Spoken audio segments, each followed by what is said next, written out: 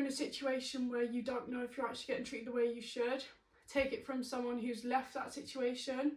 Your life gets so much better. Most people usually don't learn these until they've already been hurt, so hopefully by you seeing this, you'll be able to avoid that. So the first piece of advice I would give is stop trying to fix the person that you're with. If they're not treating you the way that you deserve to be treated, chances are they never are. Every time that you stay around and tell your friends, oh, I'm just going to fix them, I'm going to try and fix them, you're telling yourself that you don't deserve better, you don't deserve to find someone else.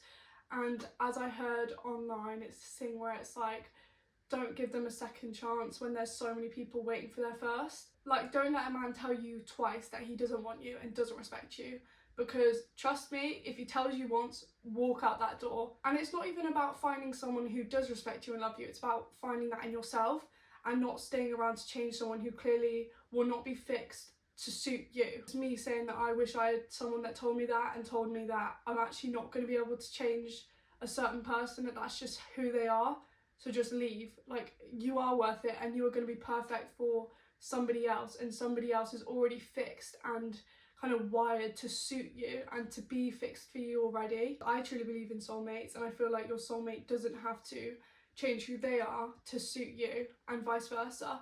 One day you will find someone, whether that's in yourself or with someone else, who is just you in a different body and respects you and loves you and doesn't need to change themselves to be with you or convince themselves to respect you. And my next thing is, don't ignore how they treat other people, because chances are how they treat their mum, how they treat their sister, is going to be how they treat you. Because how they treat the people around them is a reflection of who they are and how kind they are. If they treat everyone like dirt on the bottom of their shoes, one day that's going to be you, whether that is planned or not. It's just how they're brought up. If they are absolutely awful to everyone, you are next. Even if it comes down to how they're treating your friends. If your friends are like, he's so awful to us, like he doesn't respect us, he doesn't respect you, take that in and be like, shit, if my man really loved me and respected me, would he also love and respect the people that I hang out with? Because you are who you hang out with. So if he's treating them like shit, then he probably views you in the same kind of light. So whenever a partner or someone that you like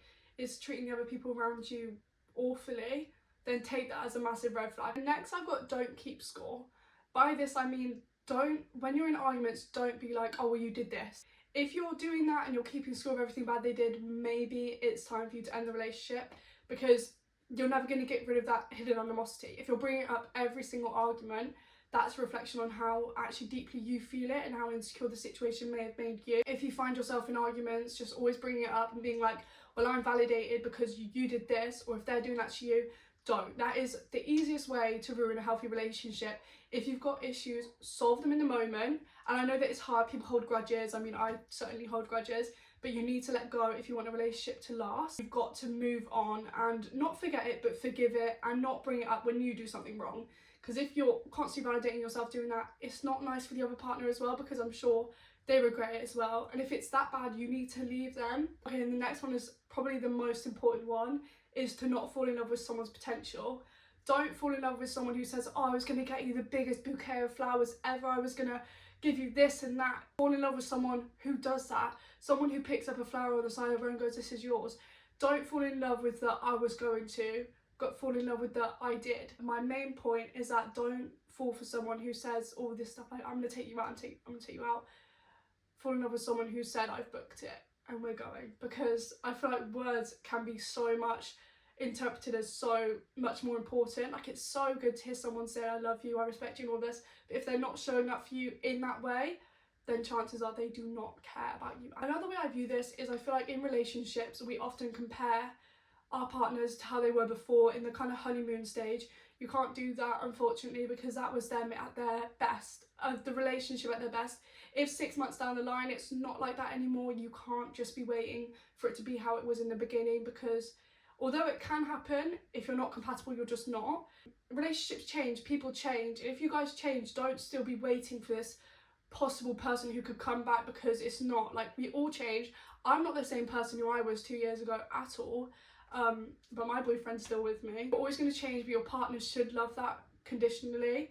Like, you should just wake up one morning if they're really in a bad mood and stuff, and just be like, I still love you even though you're in this bad mood, because I'd rather be with you in stormy weather than with nobody or someone else in sunny, nice weather, if that's a good metaphor to put it in. And then next is that a relationship will not fix your insecurities. If you truly are not comfortable in your own skin, being in a relationship may not be the best thing for you, because you can have someone telling you you're so beautiful, like you're the best woman I've ever met, but if you don't truly believe that in yourself, it's all going to be empty words, and maybe you'll doubt them and be like, that's not, you don't actually think that. If you find yourself doubting everything they say positively about you, take a look into yourself and be like, I really don't like myself and I need to change that. It's not my partner's responsibility to make me feel good about myself, because you can be told a million times how gorgeous you are, but if you don't truly believe that, then it's not going to mean anything. So you need to do that inner work, and if you can do that in a relationship, that's amazing. You can take that time to be by yourself, but if you're truly insecure and not feeling good about yourself, you need some time alone to kind of think, why do I not feel good about myself? You're the only person who's going to be with you every single day until you die, so what is the point in hating yourself? Work on yourself to love yourself, and know deep down that it's not your partner's responsibility to tell you every day that you're good enough. You should wake up and know you're good enough. It's nice to hear it. I mean, obviously compliments are nice, but you need to know it in yourself. You need to be secure in yourself, because at the end of the day, the only person who's responsible for you is you. It's not your partner's responsibility to take care of you, as much as that is nice. You are your own person, and if you're feeling really down about yourself, you need to do that inner work. You can have them call you good looking and all of this, but it doesn't mean anything until you know it. Next is that you teach people how to treat you. For instance, I'm just using a little bit of an anecdote. In my current relationship, I'm treated like a princess. That's the best way I can put it, because I've taught him that I won't stand for any less. Whereas in my past relationships, I was very much like, I would go back for the bare minimum every single time. So I taught that person to treat me like I meant nothing. If you're constantly going back to people, showing them that you'll stay around for anything, they'll be like, okay, I can do anything, I can get away with everything. I feel like every person has their kind of aura, vibe that you get from people. If you're constantly going back to someone, they get this vibe that you're desperate, vulnerable, and will always come back for more no matter how awful they are. Love does not mean you're being respected. Just know that going back after they do you dirty is telling them, you can treat me like this, because I will come back. I will love you regardless. That's not okay. You need to take some accountability and be like, no, am I really gonna let the little girl inside of me go through this again? Never lose yourself in someone else, because despite being in a relationship, that should just be added onto your life. It shouldn't be who you are. Like, for instance, I'm a girl with a boyfriend. I'm not a girlfriend. Like, I'm not just a girlfriend. There's more to me than my relationship. My next one is, don't ask your friends to solve every argument. Friends have a big influence over your life. I know my friends do. I know your friends probably do. If I'm constantly telling my friends bad things about my boyfriend, they're going to be like, why are you with him? And all of a sudden you've got this kind of other side of your, like this other, your kind of support group saying, get rid of him. When you know truly that the things you're relating to, then it's not that deep to you, and that you will forgive him quickly after. So if you truly, it's like a little blip for you and you know that you'll go back to normal, maybe don't relay all that information onto your friends, because we hold grudges. I mean, I know I do. When my friends come to me and say their boyfriends have done something, I'm just like, really? Friends' advice will always be in support of you, always, but it might not always be beneficial for your relationship. You need to have a sense of independence, because I know I rely on my friends a lot, but I still am independent in my relationship. The decisions I make, I want to make, and you need to be like that as well. You need to be able to make decisions yourself, be able to figure out yourself if this is a normal way to be treated, if you want to be in this relationship, if things annoy you. You need to figure this all out yourself. It's between you and your partner, not between you and your friends and your partner. Okay, it's a two-way relationship, not a three-way relationship. So make sure to be kind of independent and be able to communicate good to your partner, because it's all good going to your friends, oh, he's pissing me off so much, he's done this, he's done that, and then not telling it to him, because people can't read minds. I can't read your mind, he can't read your mind, you can't read his mind. If you have an issue, you need to blurt it out and say, you're doing this, it's really annoying, I don't like it, change it. That's how easy it is, because otherwise you can't change things that you don't know. And next is that love should feel like a home, not a roller coaster.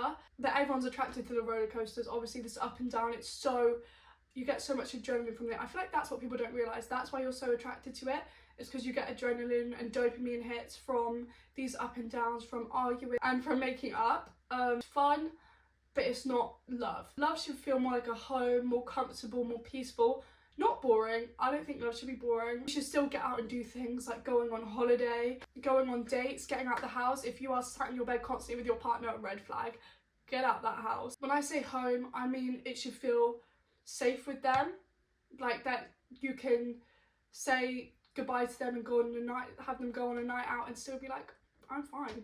He's gonna come back to me and be completely normal. With a roller coaster, it's more like he's going out.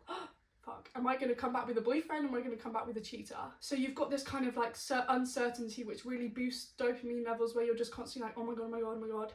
But you don't want that. You want somewhere to be safe. I think being with someone who makes you feel safe, someone who you know will always welcome you back with open arms, is so much better than having those constant dopamine hits. But I just wanted to tell you guys this one, because I feel like most people, when they get in a healthy relationship or a long-term relationship, like 2 years and onwards, it's very much they get like, is this spark fizzling out?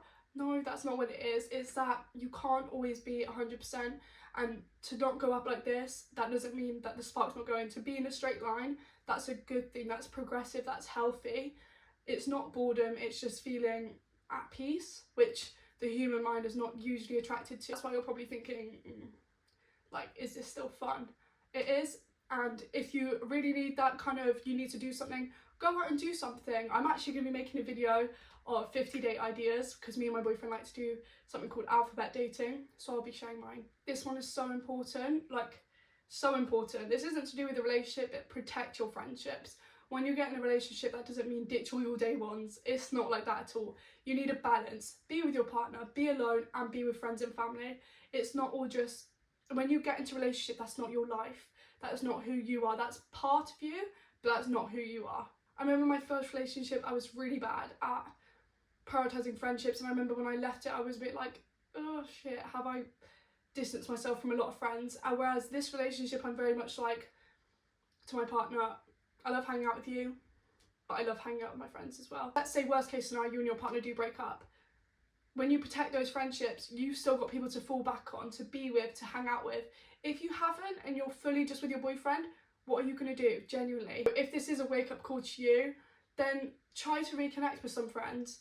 Not because your relationship might be rocky or stuff, but because these are the people that have loved you your whole time, okay? Your boyfriend has loved you since being with you, but your friends, they love you regardless. Never over any man, even if you love him, never lose your friend. This is the end of the video. I hope that you learned something from it, or at least I have opened your eyes up to something. I hope you have a good morning, a good evening, and a good afternoon wherever you are.